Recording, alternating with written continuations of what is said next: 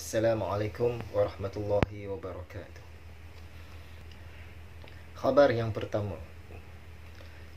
Utusan melaporkan isu kesihatan mental jadi keutamaan cabaran C19. Yang kedua, utusan melaporkan 4 anggota TUDM maut dalam insiden tembakan. 4 mati dalam kejadian tembak di kamp TUDM Kota Samarahan. Salah seorang anggota TUDM dipercayai menembak 3 rakannya sebelum menembak diri sendiri. Laporan lain, utusan juga gantung diri di pokok mangga sebelum maghrib. Seorang lelaki warga emas ditemukan maut selepas menggantung dirinya di sebatang pokok mangga. Mangsa berusia 70 tahun. Tular di WhatsApp, dipercayai dia ni seorang Bilal. Wallahu a'lam. Seterusnya, utusan melaporkan 6 maut tembakan rambang di England. Sekurang-kurangnya 6 orang maut termasuk suspek di bandar Plymouth. Insiden tembakan itu dikatakan tidak berkaitan dengan kegiatan pengganas. Utusan melaporkan pekerja asing merusuh di Melaka, baling batu kepada petugas kesihatan. Berita seterusnya, utusan jawatan kuasa pilihan khas pendidikan di Parlimen menggesa agar sesi persekolahan secara bersemuka ditangguhkan kerana wabak melonjak drastik. Dan semalam, kalau ikut berita ni lah, semalam 2 hari sudah merekodkan angka tertinggi 21,668 kes. Utusan juga lagi cadangan tangguh pembukaan sekolah, kali ini oleh Pertubuhan Kebajikan Pendidik Ummah Malaysia. Sebelum ini pun kita ada share dah beberapa lagi saranan, cadangan, permohonan agar ditangguhkan pembukaan sekolah yang dijangka pada bulan 9 ini. Berita harian. Kementerian Kesihatan Malaysia meluluskan vaksin diberi kepada golongan berusia 12 hingga 17 tahun. Pelajar sekolah menengah lah. Berita harian. Israel, Maghribi atau Morocco setuju buka kedutaan. Maghribi menjadi negara Arab yang keempat menjalinkan hubungan diplomatik dengan Israel, selepas UAE, Bahrain dan Sudan. Mereka ni buat normalisasi. Makin lama makin menerima, makin ramai pula.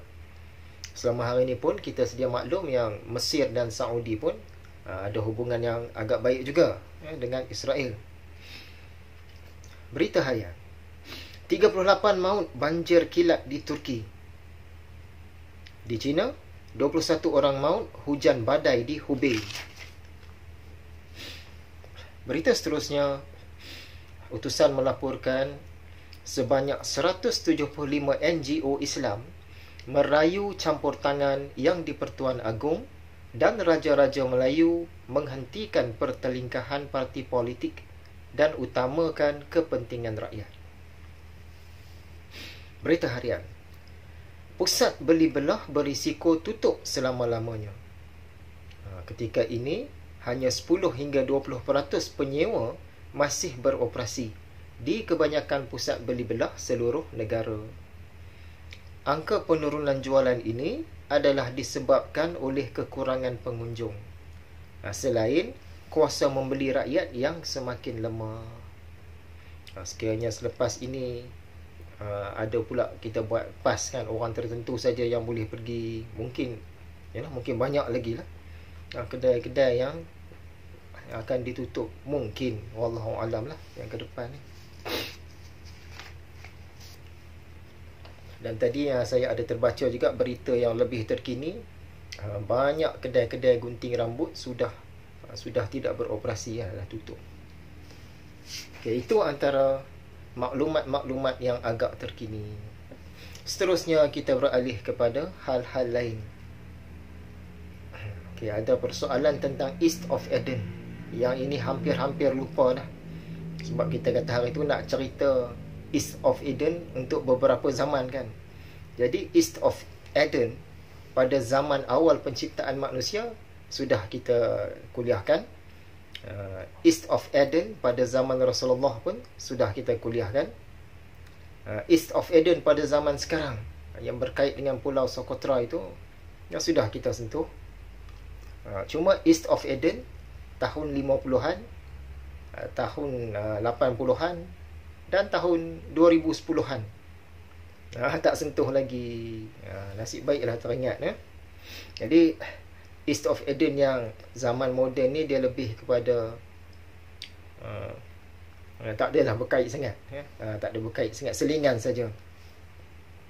Mula-mula kita tengok East of Eden tahun 50-an.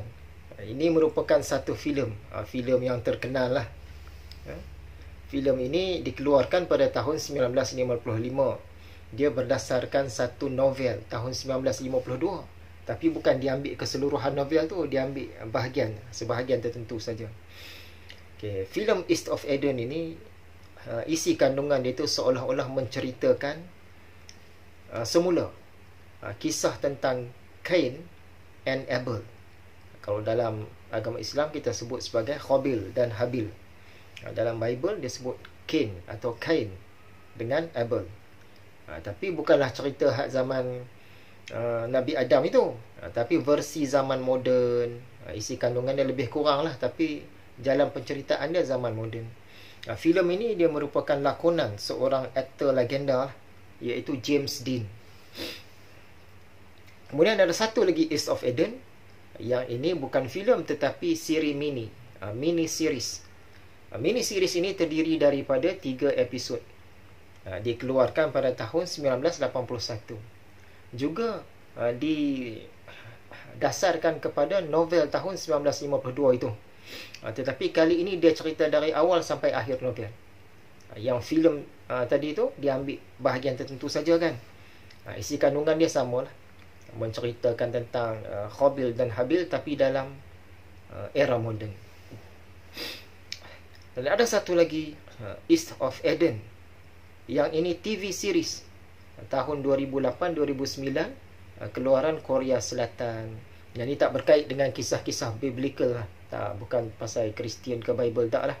Cuma temanya adalah temanya. Sebab cerita ini tema dia tentang dua orang lah lelaki yang saling bersaing. Lebih kurang begitulah, persaingan antara dua orang lelaki. Jadi tema tu macam nak sama jugalah dengan Cain and Abel tadi, Qabil dan Habil. Itulah East of Eden yang tak ada kaitan sangat pun. Itu sekadar selingan saja. Seterusnya kita sambung pengisian kita. Apakah bukti-bukti yang mengatakan najat yang disebut oleh Rasulullah SAW itu ialah najat yang ada pada hari ini? Apa buktinya kata sama? Sebab ada orang kata tak sama kan. Dia pusingnya ke tempat lain. Jadi antara bukti-buktinya, antara hujah-hujah kita, antara sandaran-sandaran kita, dalam hadis itu diceritakan tentang Syam, tentang Yaman dan tentang Najd. Jadi yang kita dapat perhatikan, Nabi sebut Syam pada zaman dia itu. Syam itu sampai sekarang lah, Syam, di situlah tempat dia. Cuma namanya dah terubah jadi Syria. Tapi dia Syam lah. Syam zaman Nabi dulu, yang dalam hadis itu sama dengan Syam yang ada hari ini. Syam ini dia berada di utara, di atas menanjung tanah Arab. Samalah. Yaman pula, Yaman pada zaman Nabi sama dengan Yaman yang ada pada hari ini. Nabi sebut Yaman, dia maksudkan Yaman yang berada di selatan tanah Arab, di bawah. Hari ini pun situlah Yamannya, tak berubah. Bagaimana dengan Najd? Pada zaman Nabi, Najd itu berada di timur daripada Madinah, maksudnya di sebelah dengan Hijaz. Takkan Najd ini tiba-tiba dia bertukar ke tempat lain, berpindah ke tempat lain, terangkat ke tempat lain. Sedangkan Syam yang Nabi sebut pada zaman Nabi samalah dengan Syam yang sekarang. Yaman yang Nabi sebut yang ada pada zaman Nabi sama dengan Yaman yang ada sekarang. Jadi Najd pun sama juga. Najd yang ada pada zaman Nabi, iaitu di sebelah daripada Hijaz, di timur Madinah, yang Nabi sebut sama dengan Najd yang ada pada hari ini. Najd ini di tengah-tengah peta semenanjung tanah Arab. Itulah hikmahnya Allah meletakkan nama Syam dan nama Yaman dalam hadis ini, supaya tak boleh orang kemudian ni ubah ikut suka hati. Bila sebut Syam, Syam yang sama dengan hari ini. Apabila disebut Yaman, Yaman yang sama dengan hari ini. Maka apabila disebut Najd, Najd yang sama dengan yang hari ini.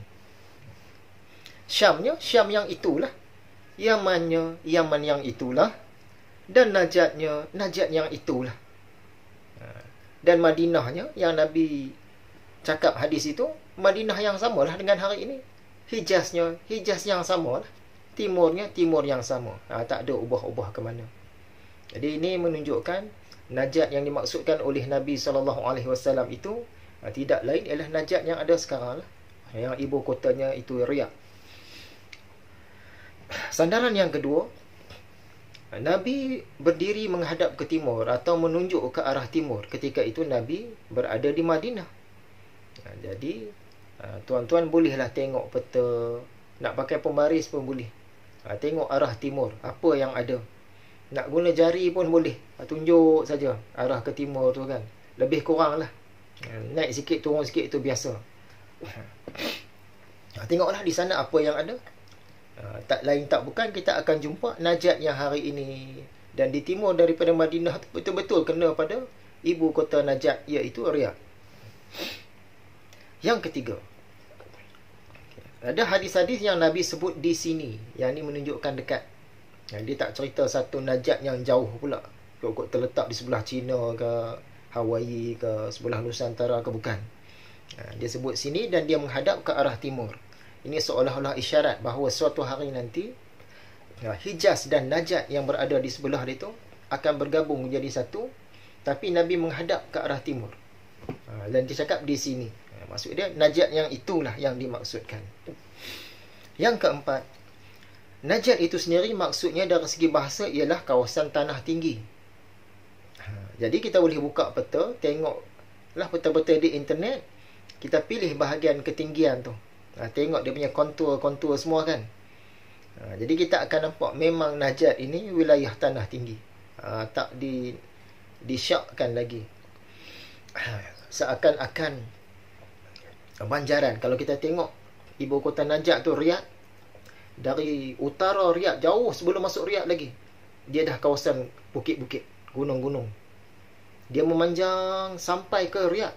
Kemudian dia memanjang pula sampai jauh ke selatan, keluar daripada Riyadh lagi. Seolah satu banjaran gunung yang panjang. Riyadh ada di situ.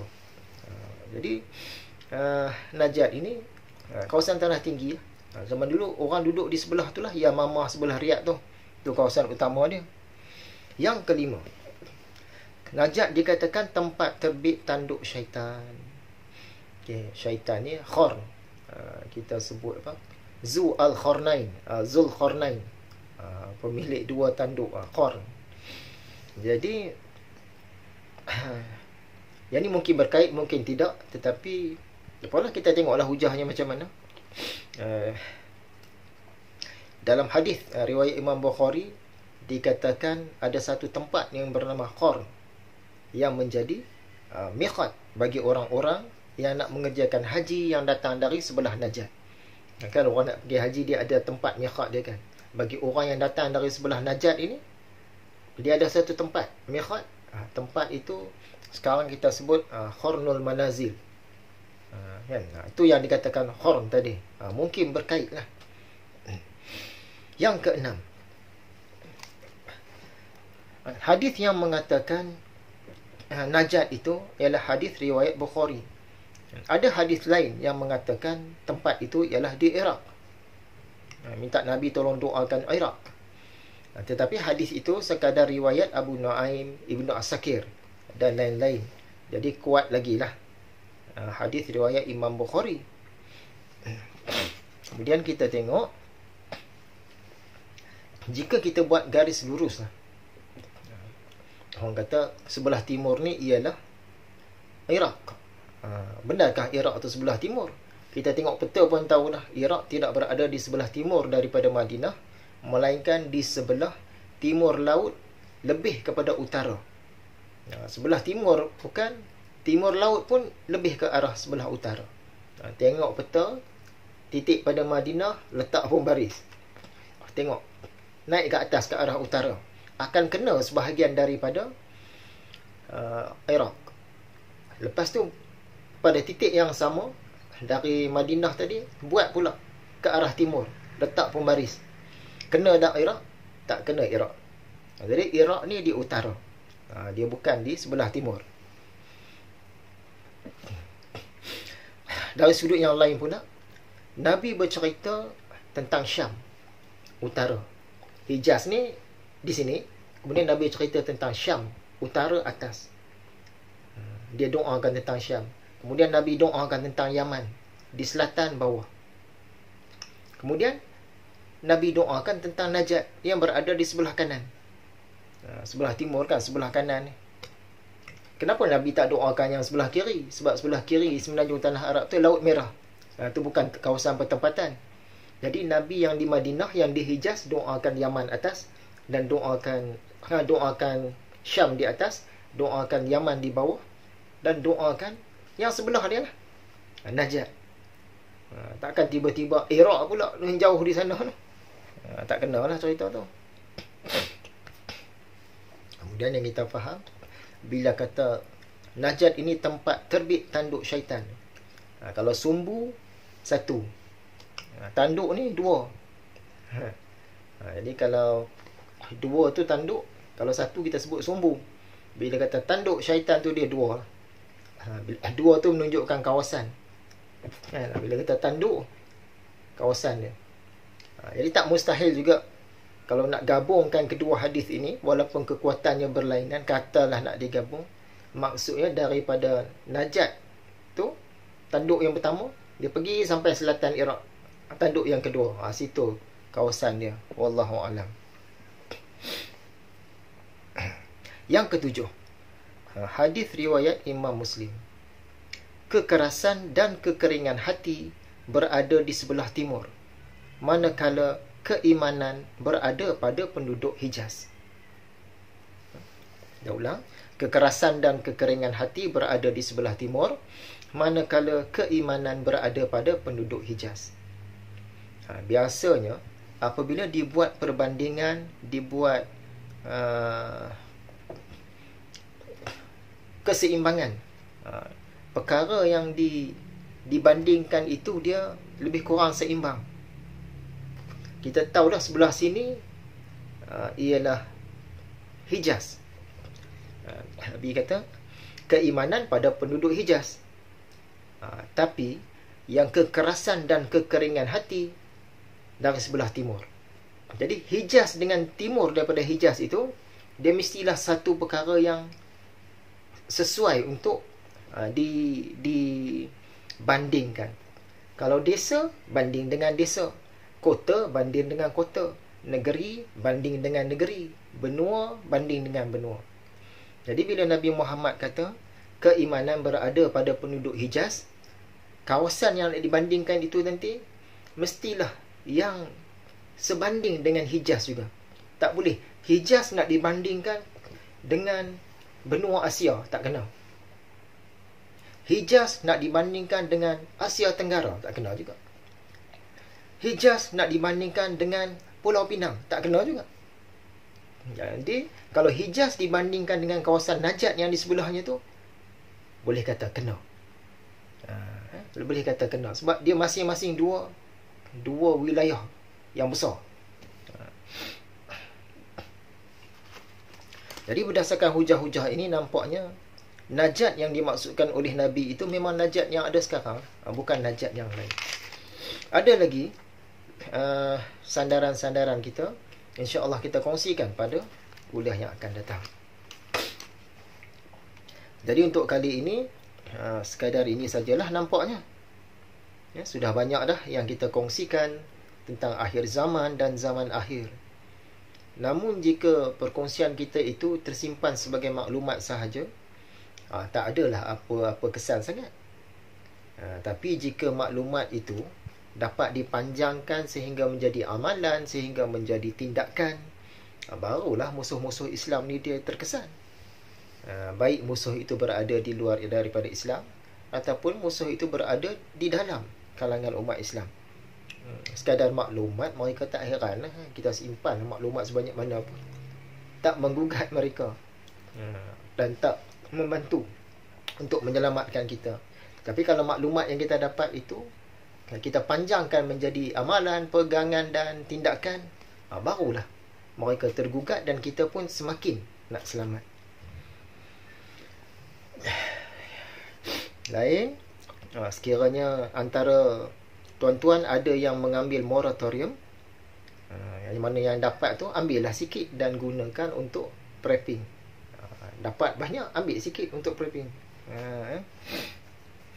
Dalam satu hal, bukan dalam satu hal lah, kita nak cerita tentang Dajjal. Dajjal ini dia satu hal, fitnah Dajjal pula satu hal. Dajjal itu sendiri merupakan salah satu komponen dalam fitnah Dajjal. Jadi fitnah Dajjal tu lebih besar. Dajjal tu satu komponen. Katalah fitnah Dajjal itu satu planet bumi, Dajjal itu sendiri satu benua di dalam dia. Jadi fitnah Dajjal itu adalah lebih besar daripada Dajjal itu sendiri. Yang umat Islam diperingatkan tentang kedua-duanya oleh Nabi Muhammad SAW. Bahaya Dajjal ni jelas-jelasnya masa dia keluar lah. Masa itulah bahaya dia. Tetapi bahaya fitnah Dajjal ini sebelum dia keluar pun dah bahaya dah. Masa dia keluar lagi bahaya. Jadi kita nak berhadapan dengan Dajjal dan fitnah Dajjal. InsyaAllah kita jumpa lagi. Sekiranya ada salah dan silap, saya mohon banyak-banyak maaf.